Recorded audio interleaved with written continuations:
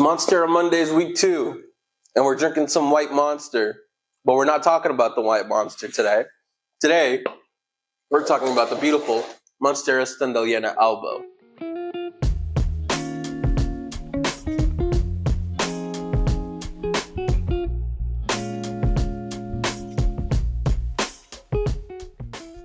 I believe that this is called the Monstera Cobra on different markets at like Walmart and stuff like that, but this is labeled as a Monstera Standelyana Albo. And for you guys who don't know, a Monstera Standelyana Albo is kind of generic for the type of Monstera this is. They normally only come in the Albo state. I believe there's an Aurea variegation to them, but the Albo is very generic, and it's what you'll see normally when you see this plant. So I've had this plant for about a year, and at first, whenever I first got it, it looked really bad. It looked so sad, and I just wanted to save it. So it was the first clearance plant I bought. I believe it was $3 or $4 when I bought it, and yeah, it's just bounced back beautifully. And if I pull it out of the decorative pot it's in, the pot it's in is actually very small. Honestly, I have no complaints for this plant. It's constantly providing me joy because of how big it is, and I constantly have to cut it back. So the Monstera Standelyana Albo is a very easy plant to care for. The nodes are very obvious to find on this plant. As many Monstera are, you're able to find the aerial roots very easily. So real quick, I just want to show you guys how pretty it is and how tall it is. I'm like 5'7", and this thing has grown significantly since I've gotten it. And this has been my first clearance plant that I actually spent a lot of time in trying to save and basically just try to bring it back. Whenever I first bought it, its leaves were super wilted, it was severely dehydrated, and it was listed at Lowe's for 75% off. I couldn't pass it up. Plus it said Monstera on it, and I am obsessed with Monsteras, and I'm like, I didn't know what was a Monstera at the time, so I was like, hell yeah, let me buy this thing for like $4 or $5.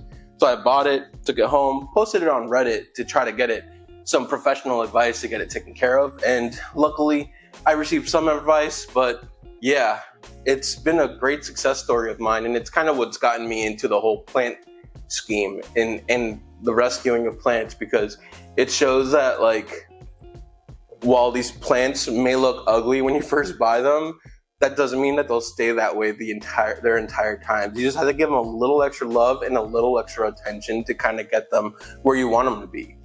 You just have to have long-term goals. And the best part about growing plants is about the long-term goals that you have for your plants. You're not expecting instant gratification. You're not expecting things to kind of just happen in your favor every single time, every single day of your life.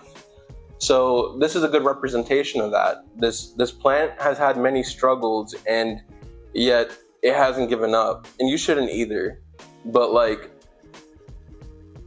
this one is a testament as to like how hard I worked into getting plants to be rescued and saved, and honestly, I couldn't be happier with how my Standelyana has been holding up. But yeah, the Monstera Standelyana is a climber. As you can see, it loves to be on some kind of support, because if it's not on some support, it's going to be trailing, or it's just going to look really wonky. But if you have it on some kind of support, it's going to look really nice. It's going to climb nicely to it. You're going to have to train it, and training means putting some kind of twist tie or something like that on the stems, so that way it can grow properly. If you don't do that, it's just gonna do its own thing, and you kind of want to be able to tell it what to do. So I like to put tape against it, or not tape, what the hell? I like to put twist ties or Velcro ties around the plant to kind of train it and get it to where I want it to be. And once it grows into it, I'll untie it and I'll move it to the next spot, so that way it'll be attached to the pole. Unfortunately, our house has lost a lot of humidity. So our house hasn't had much humidity lately with this frost and everything that's been going on. So it has lost some of the aerial roots, but overall it's been holding up really well.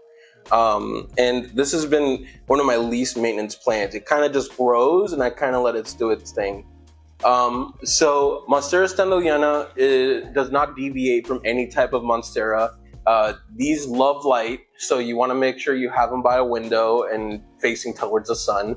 Or you can have them outside with some shade, but also getting a good amount of sun throughout the day. Okay, let's talk about the mix that I use for Monsteras. So when it comes to Monstera, specifically the Standelyana Albo, I want to have some sort of quick draining mix for my Monstera. So what that means is whenever I'm watering the plant, I want it to be able to dry out sooner than later. Because if we keep roots wet for too long, the roots will be damaged and it'll become very unhealthy, and it can cause your plant to decline very quickly. So what I recommend for a Monstera, specifically this one, but the same applies for most Monsteras, is a thick, well-draining mix, or a chunky, well-draining mix, I guess. And that includes orchid bark, perlite, and potting soil. And I like to make sure that I mix it and I shake it and I shimmy that pot, and that way whenever I pour water into the pot, that those pieces of perlite and orchid bark can kind of expand and provide air pockets for the plant to be able to breathe whenever the pot itself is soaked.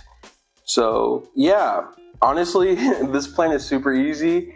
I water the moss pole more often than I water the plant. I think I water the moss pole like every 3 or 4 days, versus the plant itself, it needs to be watered maybe like once a week or once every 2 weeks. It just depends on how it's feeling.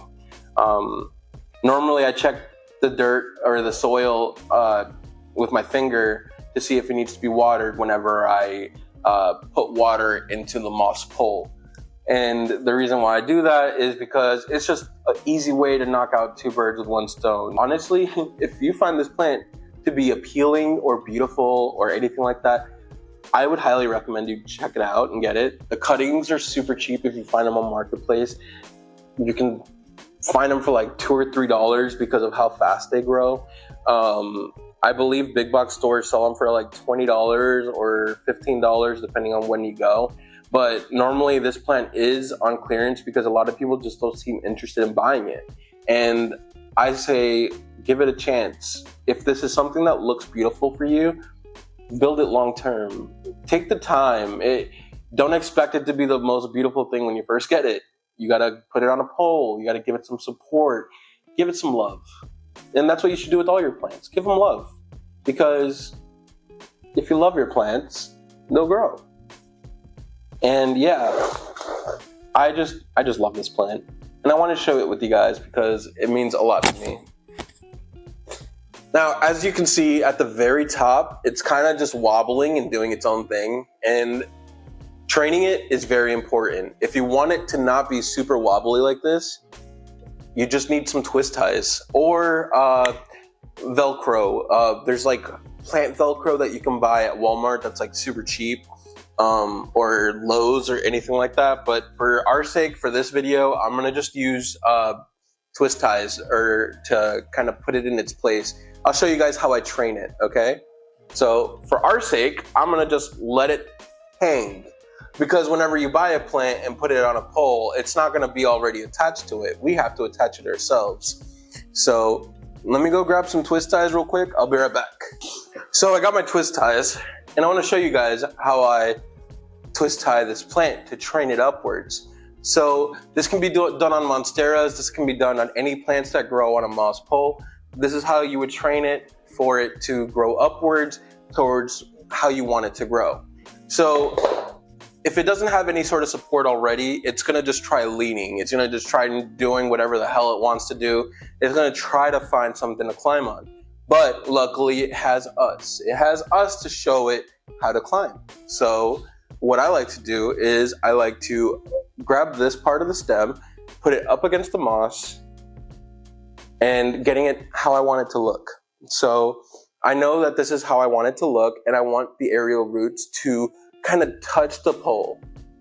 And what I'm gonna do now is I'm gonna go ahead and cut this twist tie. I just wanna make sure I get enough length. So this is more than enough. I'm just gonna cut it.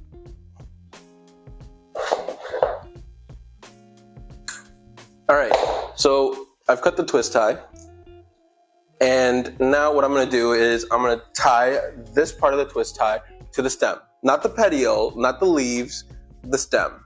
And the stem is just the part that's going up, not the part that's leaning out. So I'm tying it. And in a couple of days or weeks or however long, probably a couple of days, eventually it'll grow some aerial roots and it'll latch on properly. Then I can remove that twist tie if I want to. Let's do it again. So this one I want to stick up, and I am gonna cut another piece of twist tie and I'm gonna put it around the pole.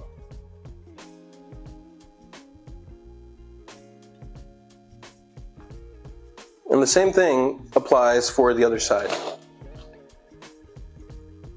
I look for where the aerial roots are and I'll latch onto it right here.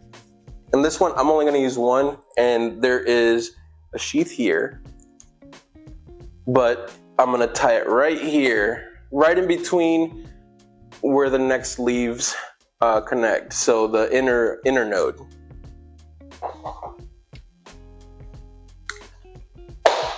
All right. And I'm gonna make sure I don't wrap this twist tie around my other Monstera, because that Monstera is content. I don't need to shift it around anymore. I'm just gonna be moving this twist tie around the plant, so that way it's not intruding it, or whatever the word is. And I'm just gonna wrap that stem along this one right here. And in a couple of days, that part of the aerial root will latch onto the side of the moss pole, and I won't have to have these twist ties anymore.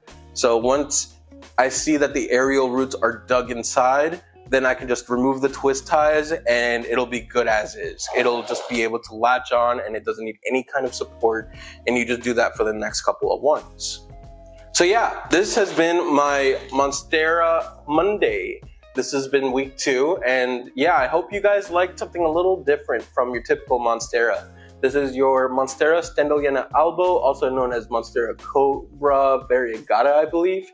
But yeah, let me know what you think. And if you have any questions or have a suggestion for a Monstera for me to showcase next week, just let me know. I have a decent amount, and I would love for you guys to be as excited as I am when it comes to showcasing a Monstera and just seeing the beauty a Monstera truly can be. You just gotta give it time, give it patience, and give it the love it deserves, no matter what it is. I hope you guys have a great day, have a great week, and yeah, stay warm out there. I know some people are a little cold, but it's starting to warm up here in Florida. So stay warm, everybody. Have a great day. This has been Broke Botanist, and I'll see you guys later.